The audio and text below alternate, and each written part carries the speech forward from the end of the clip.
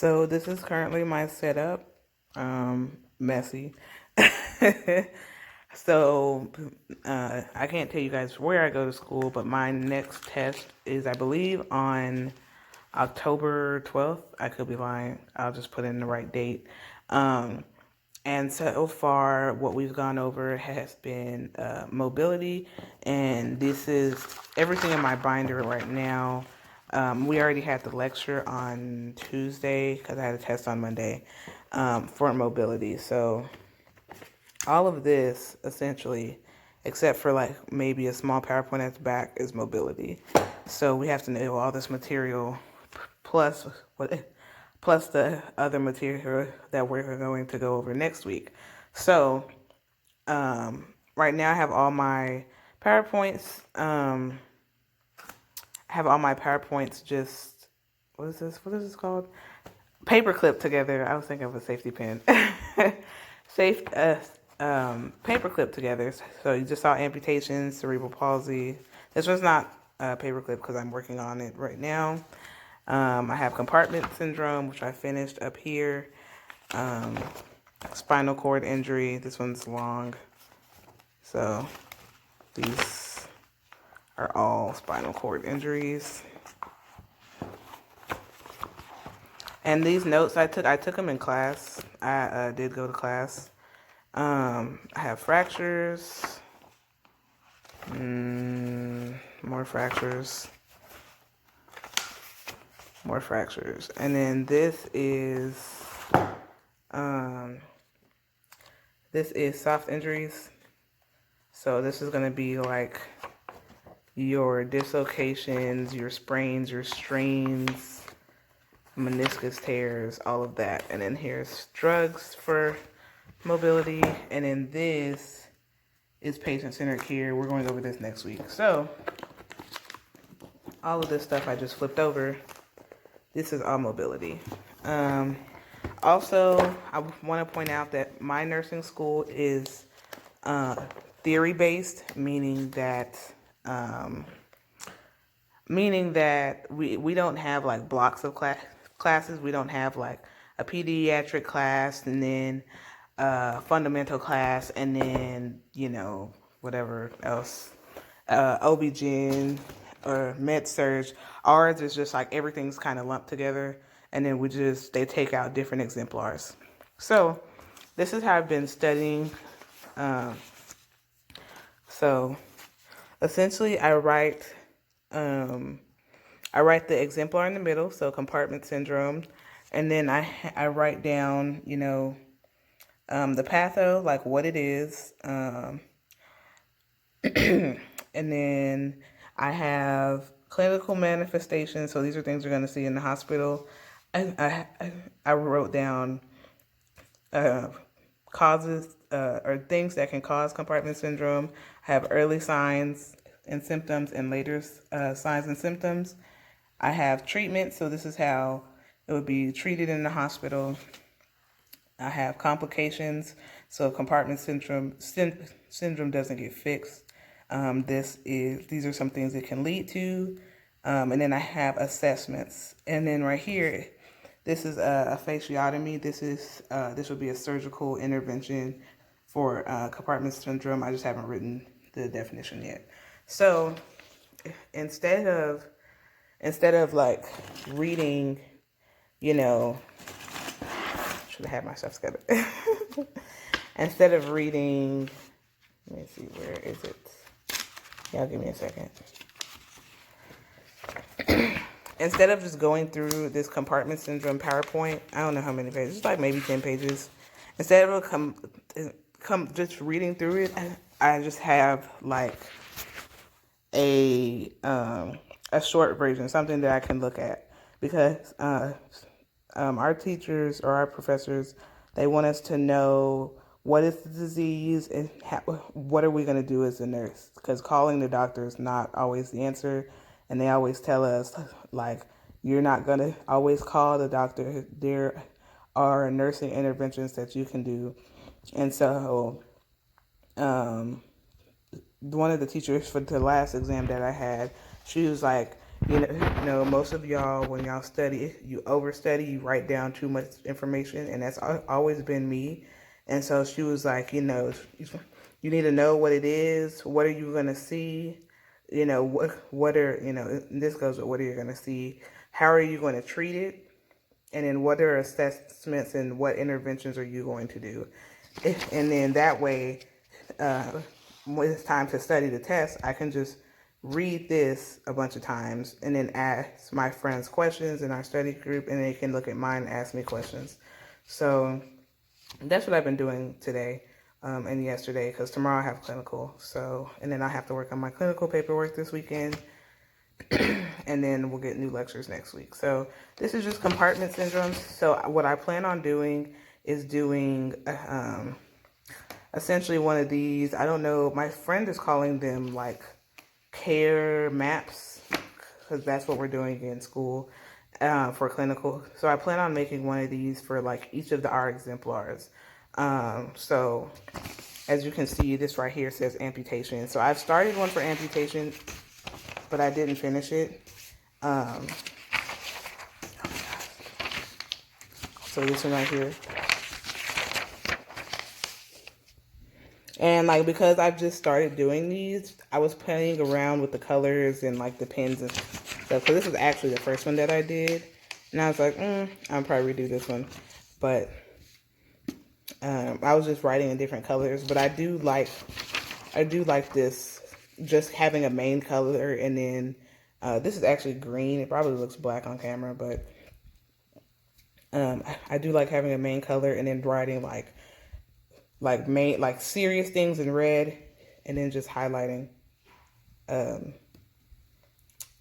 the different things I need to know. Guys, today is October 21st. It is currently 11:10 in the morning, and I am studying for my next test, which is supposed to be November 9th.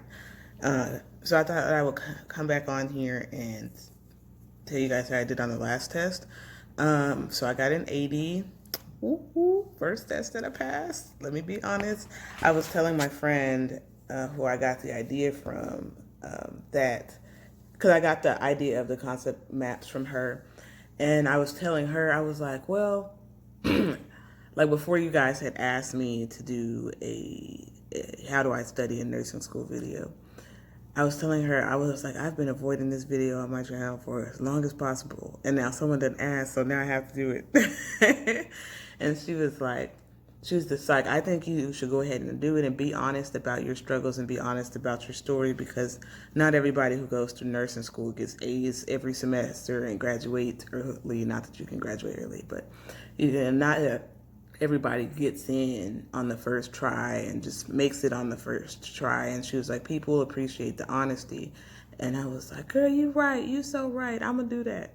So here's another moment of transparency. We've had 3 tests this semester in our lecture class.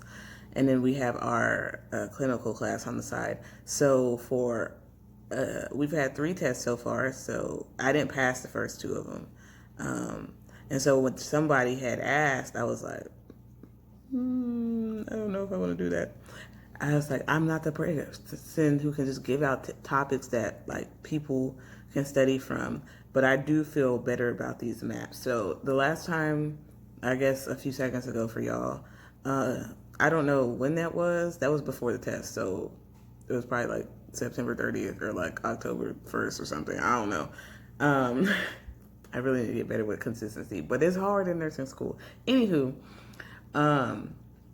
that was before the test, and the way I had been studying for the first and second test wasn't working. I was literally just like scrolling or like flipping through PowerPoints and reading in the book and highlighting in the book, but I wasn't writing anything down. And our teachers are always like, you should write your notes because when you write it, it helps you remember. But I was just like, there's so much information on these tests, I don't have time to write everything because I still have to do my clinical paperwork. And so the first 2 tests, I actually got 60s on. I got a 67 on the first test and a 68 on the second test. And I was like, man, my nursing career is over. It's over before it started. How crazy is that? But my friend was like, no, you need to be positive. And I was like, girl, you're right. Get you guys a good friend in nursing school. Get y'all a good friend.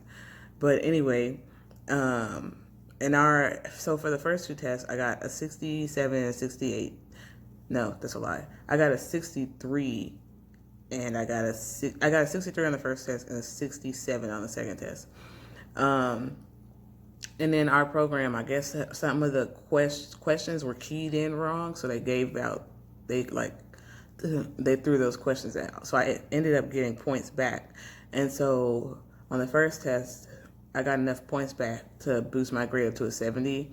And on the second test, I got enough points back to boost my grade up to a 71.25. And in our program, there's like 6 tests and you can drop a test. You can't drop the final and you can't drop the farm exam, but they'll drop your lowest test grade. So before I took test 3, my grade and my average for my lecture course was a 71.25, and so when I would log in, it would be like 71.25 D, because anything under a 75 is failing for my particular nursing school. So 75 to like a 79 is a C, and then an 80 to an 89 is a B, and then 90 and up is a A or whatever. So there's that. But yeah, and so I realized that I needed to change the way I was studying, because the way I've been studying for the first 2 semesters, I'm in my 3rd semester of nursing school now, it wasn't flying, it wasn't working, there was too much information. Now it's like I actually have to like try a whole bunch harder now, because what I've been doing isn't working. So I changed my study habits after the second test, but before the third test. So that's why I was like super nervous, and that's why you guys are seeing this video now, because I was like, I want to make sure that I pass this test before I just get this information out, because I don't want to be like, I don't want to be like, oh, here's a way you can study, if it's not even helpful for myself. Like, it could be helpful for y'all, but I don't want to just be like that person who like makes videos that may or may not be helpful for you guys, especially if you're trying to pass through nursing school. So I apologize for this rambling, but I like to talk. So I'm going to show you my old concept care maps or whatever that I made for test 3, and then that'll be the end of this video. Okay, so here are the videos. Here are the maps that I should probably stand up so y'all can get a full picture. Can you see? Okay, y'all can't see my glasses. Okay, so this is one of our concepts: interpersonal relationships. Here was fractures. You remember when a few seconds ago when I was like, oh, I started it, but I never finished it. So I remember I have the exemplar in the middle, what it is, what you'll see, different tests that can be run, goals for this patient. And then on here, I actually drew pictures. Look at my ugly bones, y'all. Aren't they cute? And so I just kind of mixed them all in. Some of them I didn't finish. This one, ethical principles, these are just definitions, so I just wrote them in different colors. But spinal shock, that was literally it. I was like, what a waste of paper. But like, I made different maps for everything. So there's the amputation one that y'all saw. There's compartment syndrome. Spinal cord was so long, I had to make it 2 pages. Dislocations. I never redid this. Fractures was also 2 pages. I never finished cast care. I should have. Advanced. I never finished this one either. So, like, when you guys write something down, make sure you do it. Because I'd be like, oh, I'll do it later. And then it never gets done. These were, like, last-minute maps, like, the day before the test. But here I am being honest and showing you guys what got done and what didn't. Down syndrome, I like halfway did this one because you see there's nothing over there. So here's the cerebral palsy one. Remember when I said I was working on it? Look at how full this is. So I have the different types because there's 5 different types of cerebral palsy. I have treatments, manifestations, drugs that motor signs and symptoms, and behavioral signs and symptoms. I think that's the last one. yeah. So this is what I'm going over for my test 4, which is on November 9th. But I had studied these probably a week before the test, all the way up until the day of the test, actually. And I ended up with an 80. So going back to just like, that is what I ended up doing, those maps that I just showed y'all, and be having some reflection on action, I think is what it's called. I now know that those maps work for me because I went from making 60s to making an 80. That is almost a 20-point jump in a matter of 2 tests. And they didn't give points back. So I got that 80 all on my own. Well, I mean, God got the 80. But I mean, I got the 80 without help of them throwing like questions out. And it brought my grade up to a 75. So I'm now passing. I'm like, thank God.